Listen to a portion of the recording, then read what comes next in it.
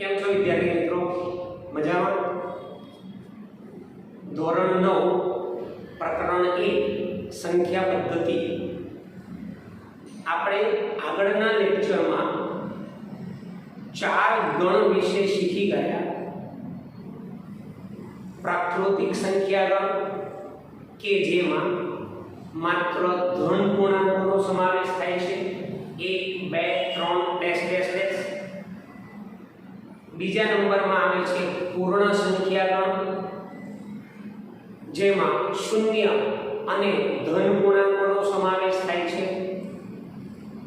ત્રીજો ગણ પૂર્ણાંક સંખ્યા ગણ જેમાં ઋણ પૂર્ણાંકો, શૂન્ય અને ધન પૂર્ણાંકોનો સમાવેશ થાય છે. ચોથો ગણ સમમેય સંખ્યા ગણ. સમમેય સંખ્યા ગણમાં પૂર્ણાંક અને અપૂર્ણાંક બંને પ્રકારની સંખ્યાઓ આવી જાય છે. પૂર્ણાંકમાં ધન પૂર્ણાંક બી આવે, ઋણ પૂર્ણાંક બી આવે અને શૂન્ય પણ આવે. અને અપૂર્ણાંકમાં ધન અપૂર્ણાંક પણ આવે અને ઋણ અપૂર્ણાંક પણ આવે. બીજું બાળકો, એક વાત ખાસ ધ્યાનમાં રાખજો, દશાંશ ચિહ્નવાળી સંખ્યાને અપૂર્ણાંક જ કહેવાય. ફરી એકવાર બાળકો, દશાંશ ચિહ્નવાળી સંખ્યાને અપૂર્ણાંક જ કહેવાય. વધુ ડિટેલમાં એનો અભ્યાસ આપણે પછી કરીશું. હવે આપણે એક 5મા નંબરનો ગણ માટે જઈ રહ્યા છે અને તેના માટે સૌથી પહેલા એક વ્યાખ્યા આપવી પડશે. અસમમેય સંખ્યા. અસમમેય સંખ્યા કોને કહેવાય? તો જે સંખ્યા સમમેય નથી તેને અસમમેય સંખ્યા કહેવાય. આપણે સમમેય સંખ્યામાં ધન પૂર્ણાંક, ઋણ પૂર્ણાંક, શૂન્ય, ધન પૂર્ણાંક અને ઋણ પૂર્ણાંક આ બધું આવે. જે સંખ્યા સમમેય નથી તે સંખ્યાને અસમમેય સંખ્યા કહેવાય. હવે આ વ્યાખ્યા બીજી રીતે પણ આપી શકાય. જો સંખ્યા s ને p પૂર્ણાંક અને q શૂન્યતર પૂર્ણાંક હોય તેવા p q માટે p/q સ્વરૂપમાં ન દર્શાવી શકાય તેવી સંખ્યા s ને અસમમેય સંખ્યા કહે છે. આપણે બાળકો યાદ કરો શું ભણાવ્યું હતું કે જે સંખ્યાને p/q સ્વરૂપમાં લખી શકાય તો એને સમમેય સંખ્યા કહેવાય. અહીંયા શું છે? જે સંખ્યાને p/q સ્વરૂપમાં ન લખી શકાય તો તે સંખ્યાને અસમમેય સંખ્યા કહે છે. અસમમેય સંખ્યાના ગણને i વડે દર્શાવવામાં આવે છે. અસમમેય સંખ્યાના ગણને i વડે દર્શાવવામાં આવે છે. હવે આપણે બે ગણ ભણીએ. સમમેય સંખ્યા ગણ q અને અસમમેય સંખ્યા ગણ i. હવે આ બંને સંખ્યાઓ ભેગી કરીએ. સમમેય સંખ્યાઓ અને અસમમેય સંખ્યાઓ બંને ભેગી કરીએ અને આપણે એક નવો ગણ બનાવીએ તો એ ગણને નામ આપ્યું વાસ્તવિક સંખ્યા ગણ. અને વાસ્તવિક સંખ્યા ગણને કેપિટલ R વડે દર્શાવવામાં આવે છે. અસમમેય સંખ્યા કોને કહેવાય? હજુ વધારે ડિટેલમાં જ્યારે આપણે એના દાખલા ગણીશું ત્યારે એ તમને વધારે ક્લિયર થશે. અત્યારે આપણે વ્યાખ્યા સ્વરૂપમાં જ ભણીએ છીએ. કેવી રીતે જે સંખ્યા સમમેય નથી તો તેને અસમમેય કહેવાય. બીજું, જે સંખ્યાને p/q સ્વરૂપમાં ન દર્શાવી શકાય સમમેય સંખ્યાની જેમ તો તેને અસમમેય સંખ્યા કહેવાય. હવે સમમેય સંખ્યા ગણ q અને અસમમેય સંખ્યા ગણ i એ બંનેને ભેગો કરી અને જે નવો ગણ મળે એને નામ આપ્યું વાસ્તવિક સંખ્યા ગણ અને એને આપણે કેપિટલ R વડે દર્શાવીશું. બીજું, જેવી રીતે સમમેય સંખ્યાઓ અનંત છે તેવી જ રીતે असमय संख्याओं पण अनंत छे। प्रत्येक वास्तविक संख्याનું સંખ્યા રેખા પર એક અનન્ય બિંદુ તરીકે નિરૂપણ કરી શકાય છે। એનો અર્થ શું થાય કે આપણે સંખ્યા રેખા જે દોરીએ છીએ કે સંખ્યા રેખા પર કોઈ પણ વાસ્તવિક સંખ્યા દર્શાવી શકાય, એને અનુરૂપ એક બિંદુ મેળવી શકાય। એટલે શું કહેવાય કે પ્રત્યેક વાસ્તવિક સંખ્યાનું સંખ્યા રેખા પર એક અનન્ય બિંદુ તરીકે નિરૂપણ કરી શકાય છે। નિરૂપણ કરી શકાય એટલે શું? દર્શાવી શકાય છે। તેવી જ રીતે સંખ્યા રેખાનું પ્રત્યેક બિંદુ એક વાસ્તવિક સંખ્યા દર્શાવે છે, તેથી સંખ્યા રેખાને વાસ્તવિક સંખ્યા રેખા પણ કહે છે। ફરી એકવાર હું સમજાવી દઉં। સંખ્યા રેખા પર જે બધા બિંદુ છે એ દરેક બિંદુને અનુરૂપ એક વાસ્તવિક સંખ્યા મળે, અને એટલા માટે સંખ્યા રેખાને આપણે વાસ્તવિક સંખ્યા રેખા કહીએ તો ખોટું નથી। અને એ એટલા માટે આપણે સંખ્યા રેખાને શું કહીશું? સંખ્યા રેખાને વાસ્તવિક સંખ્યા રેખા પણ કહે છે, પરંતુ સામાન્ય રીતે આપણે વાસ્તવિક શબ્દ બોલતા નથી, આપણે માત્ર સંખ્યા રેખા જ બોલીએ છીએ। ઓકે બાળકો, હવે આપણે વાસ્તવિક સંખ્યા ગણ વિશે શીખ્યા। એમાં શું શીખ્યા? વાસ્તવિક સંખ્યા ગણ કેવી રીતે બન્યો? વાસ્તવિક સંખ્યા ગણમાં સમય સંખ્યાઓ અને અસમય સંખ્યાઓ આ બંને ભેગી થઈ અને વાસ્તવિક સંખ્યા ગણ બન્યો। હવે એના ઉપર આ થોડા સત્ય છે કે અસત્ય છે, એટલે ખરા છે કે ખોટા, એના વિધાનો આપણા ટેક્સ્ટ બુકમાં સ્વાધ્યાય 2.2 માં પહેલો દાખલો આપેલો છે। પહેલા આપણે જોઈએ દરેક અસમય સંખ્યા એ વાસ્તવિક સંખ્યા છે। શું લખ્યું છે ધ્યાન આપો? દરેક અસમય સંખ્યા એ વાસ્તવિક સંખ્યા છે। વિધાન સાચું છે। કેમ સાચું છે? કે વાસ્તવિક સંખ્યામાં બધી જ સમય સંખ્યાઓ અને બધી જ અસમય સંખ્યાઓ આવી જાય છે, અને માટે આ વિધાન સાચું છે। બીજું, સંખ્યા રેખા પરનું દરેક બિંદુ કોઈક પ્રાકૃતિક સંખ્યા m માટે વર્ગમૂળ m સ્વરૂપનું હોય છે। શું લખ્યું છે ભાઈ? સંખ્યા રેખા પરનું દરેક બિંદુ। હવે સંખ્યા રેખા પર કયા કયા બિંદુ આવે? ધન પૂર્ણાંક भी આવે, ઋણ પૂર્ણાંક भी આવે, શૂન્ય પણ આવે, ધન અપૂર્ણાંક भी આવે, ઋણ અપૂર્ણાંક भी આવે। આ બધી સંખ્યાઓ સંખ્યા રેખા પર આવે। હવે સંખ્યા રેખા પરનું દરેક બિંદુ કોઈક પ્રાકૃતિક સંખ્યા m માટે વર્ગમૂળ m સ્વરૂપનું હોય છે। હવે અહીંયા શું લખ્યું છે?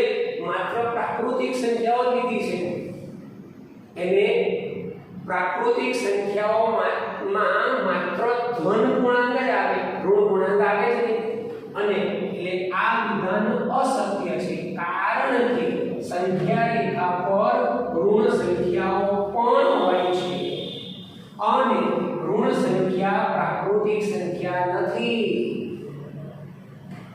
સંખ્યા રેખા પર ઋણ સંખ્યાઓ પણ હોય છે, અને ઋણ સંખ્યા પ્રાકૃતિક સંખ્યા નથી, એટલા માટે આ વિધાન અસત્ય છે।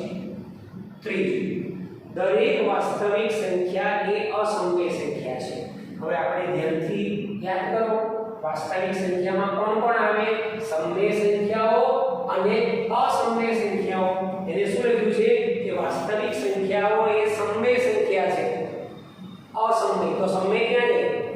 આ વિધાન અસત્ય છે, કારણ કે વાસ્તવિક સંખ્યા સમય પણ હોઈ શકે। વાસ્તવિક સંખ્યામાં સમય પણ આવી જાય અને અસમય પણ આવી જાય। અહીંયા એને કહ્યું છે કે અસમય જ હોય, ના એવું નથી, સમય પણ હોઈ શકે, અને માટે આ વિધાન અસત્ય છે।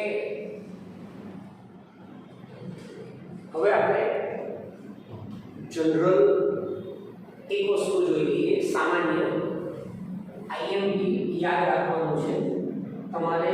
આ ચેપ્ટર દરમિયાન યાદ રાખવાનું છે, જે ધન પૂર્ણાંક સંખ્યાનું વર્ગમૂળ શોધી શકાય તે સમય સંખ્યા છે જે ધન પૂર્ણાંક સંખ્યાનું વર્ગમૂળ શોધી શકાય તે સમય સંખ્યા છે હવે કોનું વર્ગમૂળ શોધી શકાય તો કે માત્ર પૂર્ણ વર્ગ સંખ્યાનું વર્ગમૂળ શોધી શકાય પૂર્ણ વર્ગ હવે કઈ સંખ્યાઓ પૂર્ણ વર્ગ છે જે ઉદાહરણ દાખલા તરીકે લખી છે 3 4 1 નો વર્ગમૂળ 1 થાય એ પૂર્ણ વર્ગ સંખ્યા છે 4 નો વર્ગમૂળ 2 થાય એ પૂર્ણ વર્ગ સંખ્યા છે 9 નો વર્ગમૂળ 3 થાય 9 એ પૂર્ણ વર્ગ સંખ્યા છે 16 નો વર્ગમૂળ 4 થાય 16 એ પૂર્ણ વર્ગ સંખ્યા છે એટલે પૂર્ણ વર્ગ સંખ્યાનો વર્ગમૂળ શોધી શકાય અને જેનું વર્ગમૂળ શોધી શકાય તેને સમય સંખ્યા કહેવાય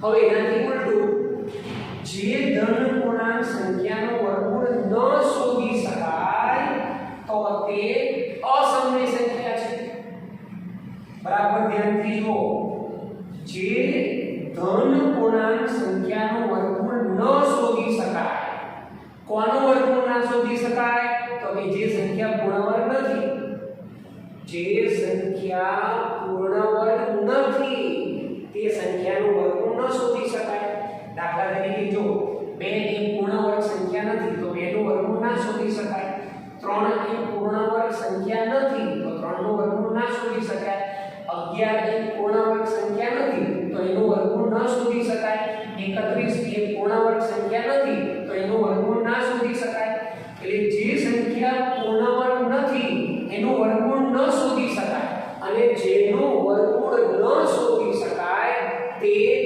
અસમય સંખ્યા છે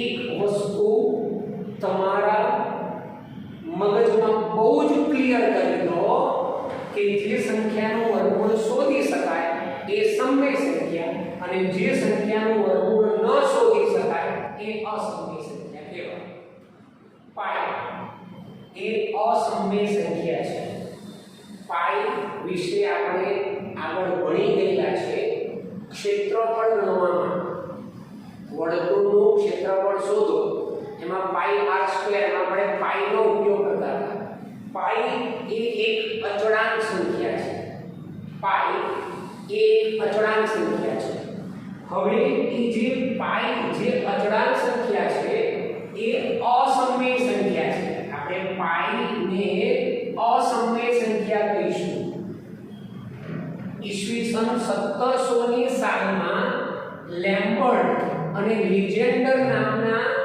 ગણિત શાસ્ત્રીઓએ એવું સાબિત કરેલું છે કે પાઈ એ અસમય સંખ્યા છે પાઈ એ અસમય સંખ્યા છે આપણે જે પાઈની કિંમત લઈએ છીએ એ પાઈનું આસન્ન મૂલ્ય છે એટલે કે આસન્ન કિંમત છે 22 અથવા 3.14 એ પાઈની આસન્ન કિંમત એટલે શું આશરા પડતી કિંમત અંગ્રેજીમાં કેવું હોય તો એપ્રોક્સિમેટ વેલ્યુ લગભગ પાઈની આપણે દાખલા ગણવા માટે જે કિંમત લઈએ છીએ 22 અથવા 3.14 એની આસન્ન કિંમત છે આસન્ન કિંમત એટલે આશરા પડતી કિંમત એપ્રોક્સિમેટ વેલ્યુ અને આપણે અહીંયા શું યાદ રાખવાનું છે પાઈ એક કેવી સંખ્યા છે અસમય સંખ્યા છે બાળકો યાદ રાખજો પરીક્ષામાં પૂછાય છે કે પાઈ ખાલી જગ્યા સંખ્યા છે સમય કે અસમય તો પાઈ એ અસમય સંખ્યા છે કોઈકવાર ખરા ખોટામાં પણ પૂછાય છે સત્ય અસત્યમાં કે પાઈ એ સમય સંખ્યા છે વિધાન સાચું છે કે ખોટું તો પાઈ એ સમય સંખ્યા નથી પાઈ એ અસમય સંખ્યા છે બાળકો રકમ બોર્ડ પર લખેલી છે ધ્યાનથી વાંચો શું દરેક ધન પૂર્ણાંકનું વર્ગમૂળ અસમય હોય છે દરેક ધન પૂર્ણાંકનું વર્ગમૂળ અસમય હોય છે જો ના હોય તો એવી એક સંખ્યાનું ઉદાહરણ આપો જેનું વર્ગમૂળ સમય સંખ્યા હોય ધ્યાન આપો વિદ્યાર્થીઓ બહુ જ સરસ ટોપિક છે અને આનો ડિટેલમાં પણ આપણે અભ્યાસ કરવાનો છે. શું કહ્યું છે? ધન પૂર્ણાંકનું વર્ગમૂળ. હવે પહેલા હું સમજાવી દઉં કે 1 નું વર્ગમૂળ 1 થાય. હવે જો 2 નું વર્ગમૂળ શોધીએ તો ન મળે, કારણ કે 2 એ પૂર્ણ વર્ગ સંખ્યા નથી. 3 નું વર્ગમૂળ ન મળે, કારણ કે તે પૂર્ણ વર્ગ સંખ્યા નથી. અત્યારે હું માત્ર બધા ધન પૂર્ણાંક લઈ રહ્યો છું, ધ્યાન આપજો. ધન પૂર્ણાંક 4 નું વર્ગમૂળ મળે, કારણ કે એ પૂર્ણ વર્ગ સંખ્યા છે. એટલે એનો અર્થ એવો થાય કે જો પૂર્ણ વર્ગ ધન પૂર્ણાંક જો પૂર્ણ વર્ગ હોય તો એનું વર્ગમૂળ મળે, અને જો વર્ગમૂળ મળે તો એને સમવેય સંખ્યા કહેવાય. અને જો પૂર્ણ વર્ગ સંખ્યા ન હોય અને વર્ગમૂળ ન મળે તો તેને અસમવેય સંખ્યા કહેવાય. હવે અહીંયા જુઓ, વર્ગમૂળમાં 1 એટલે 1 પૂર્ણ વર્ગ સંખ્યા છે, એનું વર્ગમૂળ 1 થાય. 4 નું વર્ગમૂળ 4 એક પૂર્ણ વર્ગ સંખ્યા છે, એનું વર્ગમૂળ 2 થાય. 9 એક પૂર્ણ વર્ગ સંખ્યા છે, એનું વર્ગમૂળ 3 થાય. એટલે જે સંખ્યાનું વર્ગમૂળ શોધી શકાય એને સમવેય સંખ્યા કહેવાય. અને જે સંખ્યાનું વર્ગમૂળ ન શોધી શકાય, કોનું ન શોધી શકાય?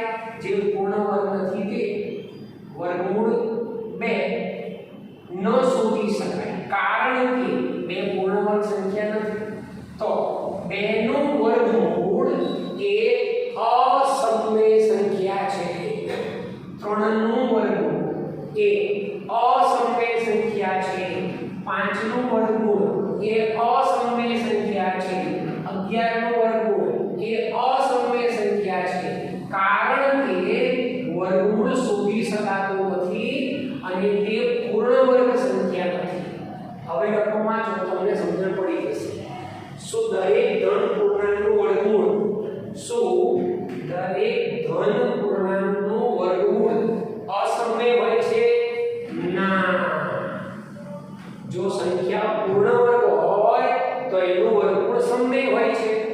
એટલે આ વિધાન ખોટું છે. એટલે આપણે લખીશું અસત્ય છે. અસત્ય છે એના કરતા આપણે લખી કાઢીએ કે એ પ્રશ્ન, શું દરેક ધન પૂર્ણાંકનું વર્ગમૂળ અસમવેય હોય છે? ના. બરાબર છે? આપણો જવાબ છે ના. કેમ ના? જો ના હોય તો એવી એક સંખ્યાનું ઉદાહરણ આપો જેનું વર્ગમૂળ સમવેય સંખ્યા હોય. દરેક ધન પૂર્ણાંકનું વર્ગમૂળ અસમવેય ન હોઈ શકે. કેમ આવું લખ્યું? ન હોઈ શકે એવું કેમ લખ્યું? કારણ કે સમવેય પણ હોઈ શકે અને અસમવેય પણ હોઈ શકે. એને એવું લખ્યું છે કે ખાલી અસમવેય હોય. હવે એનું આપણે ઉદાહરણ લખીએ.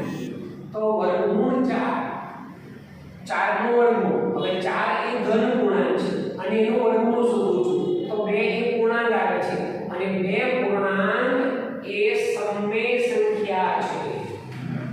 તેવી જ રીતે વર્ગમૂળ 9 નું 3 જવાબ, તો એ પણ સમવેય સંખ્યા છે.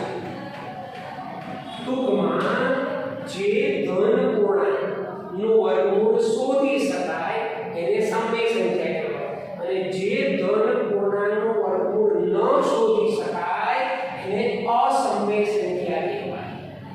ચાલો હવે આપણે બીજા વધારાના એક્સ્ટ્રા દાખલા જોઈ લઈએ. થોડું વધારે આપણે પાક્કું કરી લઈએ. વિધાન સત્ય છે કે અસત્ય તે કારણ સહિત જણાવો. કારણ નહીં લખું, કારણ તમે તમારી જાતે લખી લેજો, હવે તમને આવડી જશે.